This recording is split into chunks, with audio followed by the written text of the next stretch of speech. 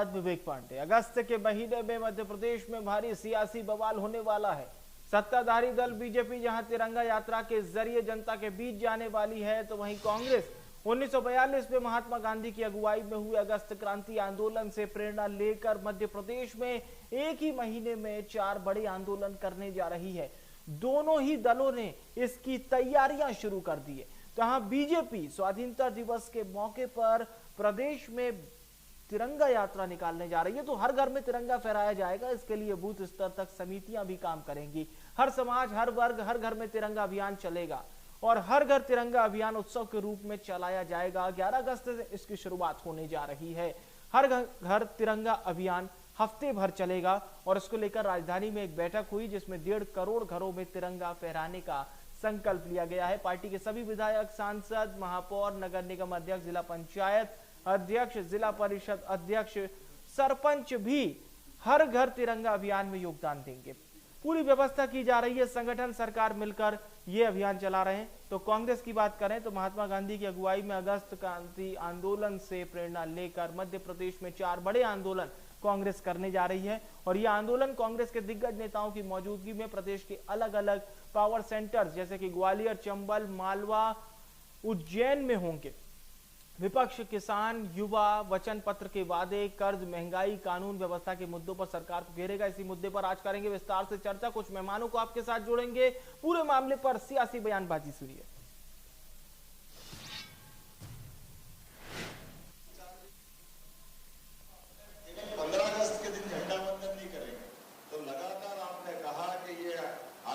से हमारे मंडल के लोग, तो ये जो हमारा अंदर का भाव है, हमारी पहचान तो हमारे कार्यकर्ता के नाते से होगी, लेकिन हाथ में तिरंगा लेकर के हम जब पूरे समाज को जागृत करेंगे, पूरे समाज को आंदोलित करेंगे, तो आज के इस अवसर पर ये और ज्यादा एक तरह से मान के चलो कि इसकी महत्ता हो जाती है।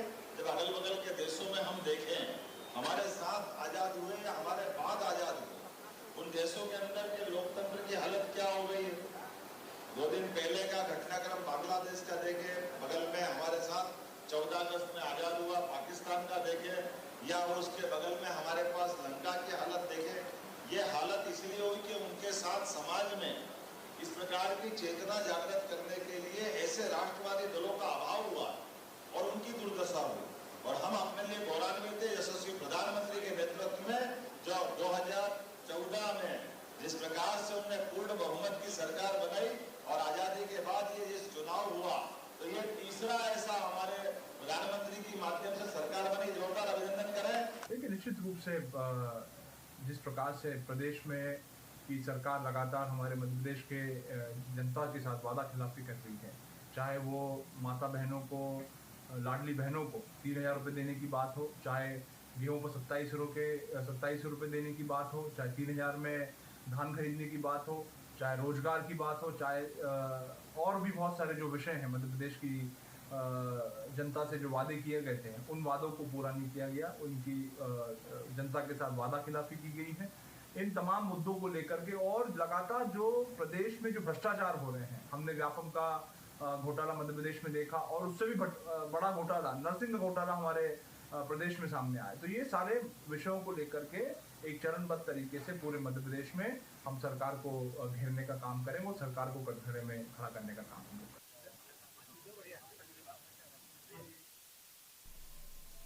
और चलिए चर्चा को शुरू करते हैं। हमारे साथ 2 खास मेहमान हैं। मंजरी जैन जी हमारे साथ जुड़ रही हैं, प्रवक्ता बीजेपी। शैलेंद्र पटेल जी हमारे साथ जुड़ रहे हैं, पूर्व विधायक कांग्रेस पार्टी के। दोनों मेहमानों का बहुत स्वागत है। मंजरी जी से शुरू करते हैं कार्यक्रम की शुरुआत। क्या कुछ खास कार्यक्रम रहेगा मंजरी जी? हर घर तिरंगा अभियान, वैसे तो इससे पहले भी आपकी पार्टी ये अभियान चला चुकी है और क्रमशः इस साल भी आप लोग पूरी कार्य योजना बना रहे हैं इस अभियान को चलाने की। बिल्कुल, देखिए, भारतीय जनता पार्टी हमेशा अभियान चलाती रहती है, क्योंकि हमारी जो पार्टी है वो राष्ट्रवादी विचारधारा पर काम करती है। हमारा देश जिन परिस्थितियों में आजाद हुआ, हम उस उत्सव को मनाने के लिए, जैसे कि हम हमारे देश में जितने भी त्योहार मनाए जाते हैं, सब त्योहार जो है पहले त्योहार है, जैसे हम धनतेरस से शुरू होता है और अब 11 मनाते हैं। तो इस आजादी के कारण आज हम देश में त्योहार मनाते हैं, उस त्योहार को भी हमें बहुत तो इसीलिए भारतीय जनता पार्टी ने घर घर तिरंगा अभियान जो है वो शुरुआत की है और पहले भी हम इसको करते आए हैं।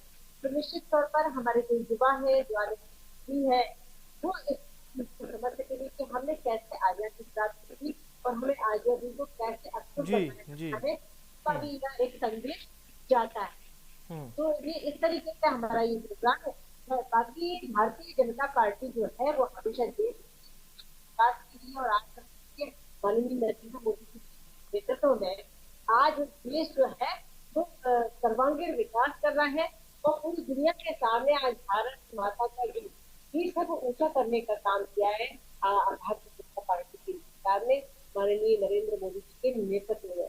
तो मैं समझती हूँ कि जिस राष्ट्रवादी विचारधारा की हम बात करते आए हैं कि हमारा संगठन जो है वो राष्ट्रवादी संगठन है, तो हम उस विचारधारा को लेकर सतत कार्य करते हैं, चाहे वो जन भावना और जन कल्याण की बात हो, तो चाहे विकास की बात हो, चाहे देश को आगे बढ़ाने की बात हो, हर स्तर पर हम ये सोच लेकर चलते हैं और वही सोच आज की युवा पीढ़ी में और आने वाली पीढ़ी में भी जाए। इस संदेश को लेकर हम घर घर तक जा रहे हैं और तिरंगा घर घर लगाएंगे और आजादी के महत्व को भी समझाएंगे और लोगों में ये जागरूकता है कि हम देश में अगर सारे त्योहार मनाते हैं तो उस तरह हमें ये स्वतंत्रता पर्व भी मनाना चाहिए।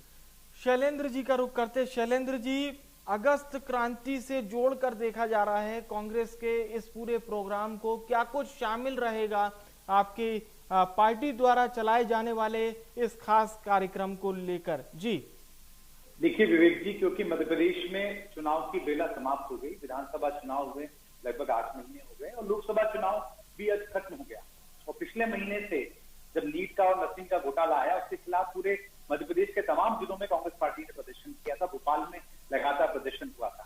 उसके बाद कांग्रेस पार्टी की जो मीटिंग हुई, मंथन हुआ, उसमें ये बात निकल कर आई कि आज हमें विपक्ष की भूमिका निभाने का मौका जनता ने दिया, हम विपक्ष की भूमिका में हैं और उस भूमिका को हमें निभाना चाहिए। और उसी के तारतम्य में आज की शुरुआत हुई। आज इंदौर नगर निगम के खिलाफ एक घेराव का कार्यक्रम हुआ था जिसमें प्रदेश कांग्रेस अध्यक्ष जीतू पटवारी जी, पूर्व केंद्रीय मंत्री और पूर्व प्रदेश अध्यक्ष अरुण यादव जी और तमाम पूर्व मंत्री सज्जन वर्मा जी और तमाम नेता उस क्षेत्र के उस आंदोलन में शामिल हुए थे। 9 तारीख को लाहौर में, भिंड में कार्यक्रम होने जा रहा है। वहां पर जो प्रशासन की लगातार एक दबाव की राजनीति हो रही है उसके खिलाफ माननीय गोविंद सिंह जी ने कार्यक्रम ऑर्गेनाइज किया। इसमें तमाम नेता, माननीय भगवत सिंह जी जो प्रदेश प्रभारी हैं और उसके बाद दिग्विजय सिंह जी और विवेक तनखा जी, अशोक सिंह जी, जीतू पटवारी जी, अरुण यादव जी, अजय सिंह राहुल भैया और तमाम नेता जो हैं वो सब पहुंचने वाले हैं। कल छतरपुर में माननीय प्रदेश अध्यक्ष जी जा रहे हैं, राष्ट्रीय अध्यक्ष वीवी श्रीनिवास जी वहां रहे। यूथ कांग्रेस जो लगातार जो महंगाई और भ्रष्टाचार के अलावा एक बेरोजगारी का जो मामला है, नर्सिंग और नीट घोटाले प्रदेश में हो रहे हैं, उसको लेकर छतरपुर में कार्यक्रम है। 13 तारीख को फिर, क्योंकि मध्य प्रदेश के मुख्यमंत्री सिर्फ मुख्यमंत्री नहीं है, वो आज की तारीख में गृह मंत्री भी है और गृह मंत्री होने के बाद में उनके खुद के जिले में लगातार अपराध बढ़ रहे हैं। कई मर्डर जैसे संगीन अपराध वहां पर हुए हैं, उनके खिलाफ उज्जैन जिले के तमाम लोग आंदोलन करने के लिए 13 तारीख को वहां पर प्रदर्शन करने वाले हैं। 30 तारीख को युवा कांग्रेस मुख्यमंत्री का घेराव करने जा रहे हैं। ऐसे तमाम कार्यक्रम आज आप भी देखेंगे कि 5-6 कार्यक्रम अभी इस महीने में निकल कर आए, जिसमें कांग्रेस पार्टी को जोर तरीके से अलग अलग इलाके में, अलग अलग मुद्दों में और जो वादा उन्होंने चुनाव के पहले किया था वो वादा पूरा करने की गुहार आज कांग्रेस पार्टी कर रही है। और इन आंदोलनों के माध्यम से, प्रदर्शन के माध्यम से उनसे कह रहे हैं कि जिस तरीके से आपने लाडली बहना को 3000 रुपए महीने देने की बात कही थी, या किसानों को 27 रुपए कुंटल देने की गारंटी दी थी, या धान का दाम आपने 3100 रुपए कुंटल की बात की थी, या बेरोजगारी हटाने की बात की, तमाम मामलों में अब क्योंकि समय हो गया है सरकार के बने, लेकिन कहीं ना कहीं आप वो वादे पूरे नहीं कर रहे हैं। वादे याद दिलाना है और जो हमारी भूमिका है, जो हमारा धर्म है, जो हमारी ड्यूटी है, उसको हम निभाने का प्रयास करें। मैं एक बात और जोड़ना चाहता हूँ। बोलिए जी। भारतीय जनता पार्टी देश प्रेम की बात करे, बहुत अच्छी बात है और मुझे मुख्यमंत्री जी का बयान आपके चैनल से सुन रहा था और जो वो देश के आसपास के देशों की, चाहे बांग्लादेश की बात कर रहे थे, चाहे पाकिस्तान की बात कर रहे थे, या अन्य देशों की बात कर रहे थे, मैं इस बात के लिए धन्यवाद देता हूँ कि उन्होंने इस बात को समझा कि आज देश जो स्थिति में ये कांग्रेस पार्टी के नेताओं के बलिदान रहे, उस समय जो स्वतंत्रता संग्राम में जो हिस्सा लिया और उसके बाद लगातार देश को बनाने में और लगातार प्रजातंत्र को जिंदा रखने में और प्रजातंत्र को मजबूत करने का जो प्रयास हुआ है, ये आज हम ये नहीं कह सकते कि पिछले 5, 10 या 15 या 20 सालों की बात है। ये आजादी के पहले से और आजादी के बाद से जो कांग्रेस ने काम किया उसका नतीजा है। और फिर हम कहते हैं कि एक बार प्रश्न उठाते हैं कि कांग्रेस ने क्या किया है, तो आज जवाब माननीय मुख्यमंत्री जी ने खुद ही दे दिया कि कांग्रेस ने ये किया है कि देश में एक मजबूत प्रजातंत्र स्थापित किया। ठीक है सर। मंजरी जी, आप लोग कह रहे हैं कि समृद्धता मध्य प्रदेश में अपार हो रही है, रोजगार की संभावना बढ़ रही है, मध्य प्रदेश से पलायन कम हो रहा है, बिजली के मामले में मध्य प्रदेश सरप्लस हो गया है, कृषि कर्मण अवार्ड कई मिल गए मध्य प्रदेश को, इंफ्रास्ट्रक्चर डेवलप हो रहा है, लॉ एंड ऑर्डर बेहतर हो रहा है, क्योंकि तकरीबन 20 साल से आपकी सरकार काबिज है। केवल 1.5 वर्ष के लिए अगर कमलनाथ जी के कार्यकाल को छोड़ दिया जाए तो बाकी समय 2003 से लेकर आज दिनांक 2024 तक आपकी सरकार ही मध्य प्रदेश में रही है। पर कांग्रेस का यह कहना है कि डेवलपमेंट ना के बराबर है, लॉ एंड ऑर्डर की स्थिति बेहद खराब हो चुकी है, चिंतनीय है, जिसे लेकर कांग्रेस जमीन पर उतरेगी और प्रदर्शन करेगी। अब देखिए, कांग्रेस के पास कोई काम नहीं है। आज कांग्रेस कई टुकड़ों में बट चुकी है, अंतर्द्वंद चरम सीमा पर है। जीतू पटवारी जी जो है अपने आप को साबित करने के लिए तरह तरह के ये कार्यक्रम आयोजित कर रहे हैं, मगर उससे कुछ होना नहीं है। मैं आपको बता दूं कि 2003 के पहले इस प्रदेश के अंदर जंगल राज चलता था और विकास के नाम पर शून्य थे। आप रोजगार की बात करते हैं तो मैं औद्योगिकरण की ही बात करूं तो हमारे जो औद्योगिकरण था वो माइनस में था। आज हम 24% है, 0.63 था, आज हम 24% से अधिक निकल गए हैं। और इसके ऊपर बड़े स्तर पर काम हो रहा है। जो हमारा बजट भी आया, आपने देखा कि रोजगार उन्मुखी बजट है। इस बार हमने प्रशिक्षण के लिए, उद्योगों के लिए और रोजगार के लिए बहुत सारा जो है प्रावधान किया है बजट के अंदर। दूसरी बात ये कहते हैं कि हमने विकास नहीं किया, लॉ एंड ऑर्डर, तो लॉ एंड ऑर्डर की स्थिति तो तब के जमाने की बात हो गई जब दिग्विजय जी का शासन काल था। महिलाएं यदि थाने जाती थी तो उनकी रिपोर्ट नहीं लिखी जाती थी और थानों का ऐसा माहौल था कि महिलाएं थाने जाने में भी डरती थी। उनके साथ यदि कोई घटना कारित हो जाए तो वो थाने जाने में, और उनका परिवार पूरा थाने जाने में डरता था। यदि किसी, मैं महिलाओं की बात कर रही हूँ, बल्कि किसी आम आदमी के साथ भी यदि कोई घटना घटित हो जाए तो वो ये सोचते कि थाने ना जाना पड़े, घर में जो कुछ है तो ये स्थिति थी। लेकिन आज महिलाएं, चाहे आम पुरुष हो, और खास तौर से महिलाओं की स्थिति में बात कर रही हूँ कि आज महिलाओं के लिए वन स्टॉप सेंटर जैसे स्थापित किए गए हर थाने के अंदर, और वहाँ पारिवारिक माहौल होता है, वहाँ महिलाएं रहती है, महिला पुलिसकर्मी रहती है जो उनकी समस्या को समझती है और वो अपनी जो विक्टिम होती है वो अपनी समस्या को खुलकर कह भी पाती है। और यदि किसी तरीके के उनके हालात है कि वो कहीं उनको रहने की व्यवस्था नहीं है, मैं इस बात को इसलिए बहुत अच्छे से बता सकती हूँ कि मैं पिछले 25 सालों से महिलाओं के लिए काम कर रही हूँ और मैंने देखा है कि जब महिलाओं के साथ कोई घटना घटित होती थी तो थाने में रिपोर्ट दर्ज नहीं होती थी, महिलाएं जाने में डरती थी, वो पहुंच जाए तो पुलिस वालों का रवैया अच्छा नहीं होता था। लेकिन आज बहुत परिस्थितियां बदल गई है। अब स्थिति सही है, अब स्थिति सही है, कोई दिक्कत नहीं है महिलाओं के लिए। आप स्वयं जाके देखिए कि पहले हमें महिलाओं को कहीं रखना, उसके साथ घटना घटित हो गई, घर में नहीं जा सकती, उसके पास कोई आश्रय नहीं है, तो हमें ऐसे मैं इसलिए बोल रही कि मैं खुद वो काम किया है मैंने कि हम महिलाओं को थाने में रख नहीं सकते आप रात्रि में या दिन में, तो हम उनका व्यवस्था करवाते थे किसी समाज सेवी के यहाँ, या हम जो डिस्ट्रिक्ट जज होते थे उनसे निवेदन करते थे कि हमें कहीं ऐसी व्यवस्था कर दो कि हम 2 दिन के लिए इस महिला को या बालिका को ठहरा सके। लेकिन आज थाने के अंदर ये व्यवस्था है कि 8 दिन तक महिला वहां रह सकती है, यदि उसके साथ कोई छोटा बच्चा है तो उसके लिए झूला, सारी व्यवस्थाएं हैं। तो ये व्यवस्थाएं देख कर आ रही है। आप सिर्फ कहने से, आरोप प्रत्यारोप करने से कोई फायदा नहीं होने वाला। लेकिन आज आप देखिए, रूट की स्थिति देख लीजिए, इंफ्रास्ट्रक्चर देख लीजिए मध्य प्रदेश का कि हमने किस तरीके से विकास किया है। जहाँ मध्य प्रदेश में टूटी फूटी गड्ढे वाली सड़कें हुआ करती थी 60,000 किलोमीटर, आज 5 लाख किलोमीटर हम सड़कें बना चुके हैं जिन पर की सटपट गाड़ियां दौड़ती हैं। गांव तक और खेत तक सड़कें जाती है जहां आप गाड़ी से जा सकते हैं और आपकी खेत तक गाड़ी जाती है। तो ये बहुत बड़ा परिवर्तन जो है मध्य प्रदेश के अंदर आया। बीमारू राज्य से हम विकसित राज्य बने और विकसित राज्य से हम स्वर्णिम मध्य प्रदेश की तरफ जा रहे हैं। तो जो जो अच्छा इस मध्य प्रदेश के लिए, मध्य प्रदेश की जनता के लिए और यहाँ के विकास के लिए हो सकता है, वो मध्य प्रदेश की आप कह रही हैं कि महिला अपराध नदारद हो गया है, महिला अपराध ना के बराबर है, पर मुझे एक वाकया याद आ रहा है जिसमें मई माह में जीतू पटवारी जी ने एक पत्र लिखा सरकार को और ये कहा कि मध्य प्रदेश राज्य देश का महिला अपराध के मामले में अब कैपिटल बनता जा रहा है। हालात ये है कि उन्होंने कहा 24,000 मामले महिलाओं से जुड़े हुए ये पेंडिंग है और बीजेपी सरकार पर आरोप लगाए इन अपराधों को लेकर, फिर कई सारी बातें भी जोड़ी हैं। तो ये क्या आपको लगता है ये बिना किसी साक्ष्य के लगाए गए आरोप हैं? बिना किसी साक्ष्य के लगाए गए, निराधार लगाए गए। दूसरी बात, मैंने आपको पहले ही मेरी जो मैं आपको जवाब दे रही थी उसमें पहले ही मेरा ये इस बात का भी जवाब छुपा हुआ है कि पहले महिलाएं थाने नहीं जाती थी और थाने पहुंच जाती थी, उनकी FIR दर्ज नहीं होती थी। और आज अब इसमें दो बातें हैं। जी अब दूसरी बात शैलेंद्र जी से इस पर प्रतिक्रिया ले लेते हैं। शैलेंद्र जी, इसको लेकर क्या कहेंगे? राजस्थान में जब गहलोत सरकार हुआ करती थी और हम सवाल पूछते थे बीजेपी के सवाल, तो उस वक्त कांग्रेस कहती थी कि अब तो केस रजिस्टर्ड होते हैं, इसलिए ये जो आंकड़े आ रहे हैं इसलिए बढ़ रहा है मामला। मध्य प्रदेश में भी यही चीज हो रही है, मध्य प्रदेश में बीजेपी की सरकार है, तो ये आंकड़ों की ही मतलब केवल वो रहेगा क्या मामला? विवेक जी, मैं पहले तो मंजरी जी बहुत मैंने क्योंकि दोनों बात बोली है, गहलोत सरकार के समय का भी जिक्र कर दिया और बीजेपी का भी जिक्र कर दिया। मेरा जवाब आना जी बोलिए।